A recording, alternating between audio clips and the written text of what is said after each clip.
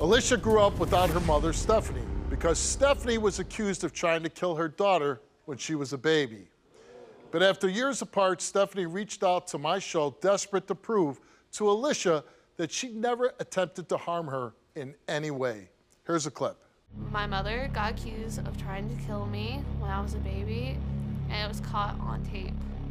So when I was 13 years old, I started Googling myself. And the first couple articles came up was Alabama woman smothering her child.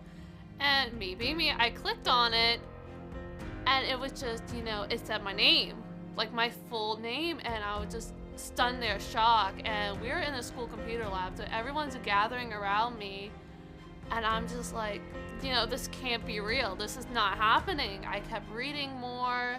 I read that she tried to smother me with her hand and over my nose and mouth. And I read about the case, about I was dead for a couple minutes, I was pronounced dead for a couple minutes, and while other people are looking at me like, oh my gosh, your mother's crazy. My mother was charged with attempted murder, but she pled guilty to child abuse. So I found out that my mom had a child before me who died, and whenever I would bring that up to my dad when I was younger, he didn't say anything. He's like, oh, well, he was very sick. He died.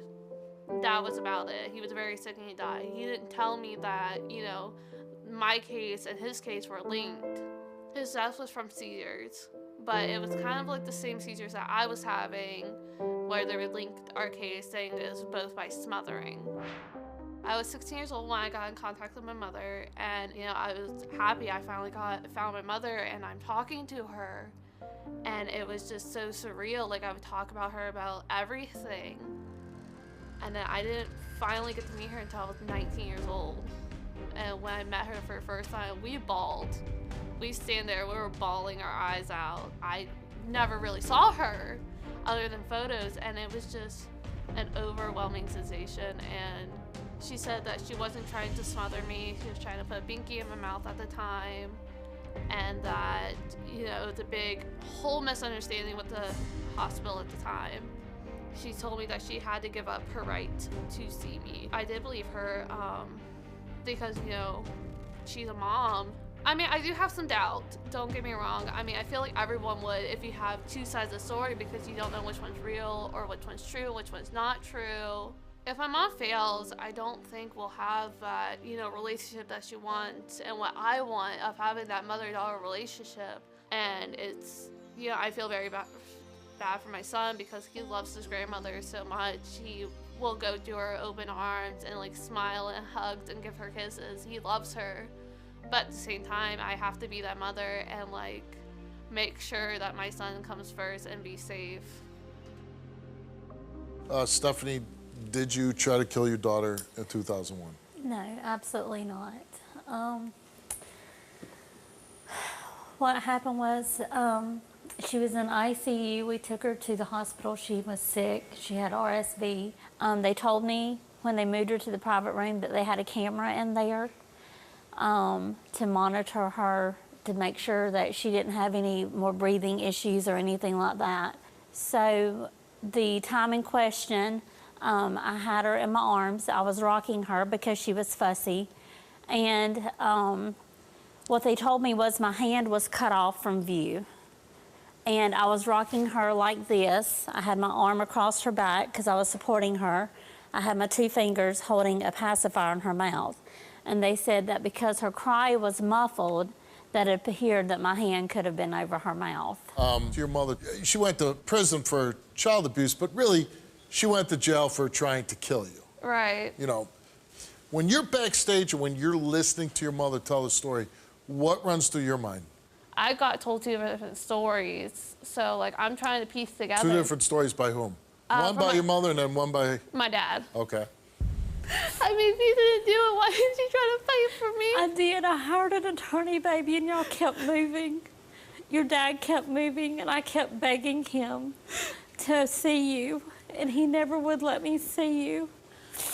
Mom, it's not even about me. It's also my brother. I mean, when my dad hired that private investigator, he said that you didn't go in the ambulance. He talked to the EMTs that night. Yeah, I was in the ambulance, sweetie.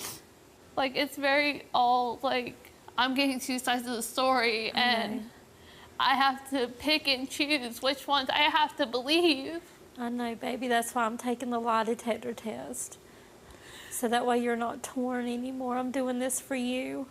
Stephanie, are you now withholding vital information about your son's death in 1996 that you are afraid to share? You answer no. Did you cause the death of your son in 1996? You answered no. Did you ever fabricate illness about your daughter, Alycia, to gain attention for yourself? You answered no. Did you smother your daughter, Alycia, in 2001 with your hand? You answered no. Did you attempt to kill your daughter, Alycia, in the hospital in order to get attention for yourself? You answered no. The results came back the same to each one of those 5 questions, and it came back that Stephanie told the truth. I love you, baby. I love you so much. Today, Alycia and Stephanie are back to give us an update on how they've been doing since the show. Alycia, how you been? It's been going great. It's definitely been a whirlwind of a ride. After the show, were you able to talk more with your mother? Yeah, we had like a nice wholesome moment where we were just like holding each other and like crying for like at least like a good like couple minutes, and then we like talked about like where we're gonna go and like the future, what it has hold for us. I mean, she even apologized. She's like, "I'm so sorry that you got put through this," and I'm like, "It's okay. Like we can just build a future." How's the relationship with your mother been? It's been really great. She has been like my best friend. I would 100% definitely has been there for me and everything. And I'm so thankful that she has been there for me for everything. Yeah, you went from having no mother to like having a great mother now. Yeah, exactly. It's definitely like such an amazing experience. Like I could have that like bond that I always wanted. Now, would you say you completely trust your mom now? I mean, we're still in the growing process. I mean, I trust her enough where, like, at one point in the summertime, like, she drove from South Carolina all the way up to, like, Pennsylvania.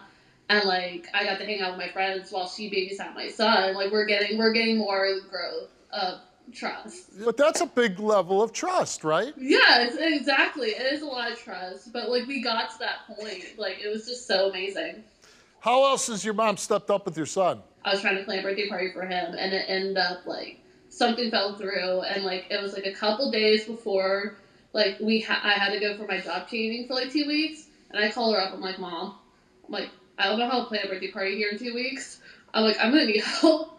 And so she literally like got on the computer, online search stuff for his party, even made him like a birthday cake for his like special dietary needs, and like drove from South Carolina all the way up here just to like help me out have this like birthday party for my son. And it was such an amazing time. Well, that sounds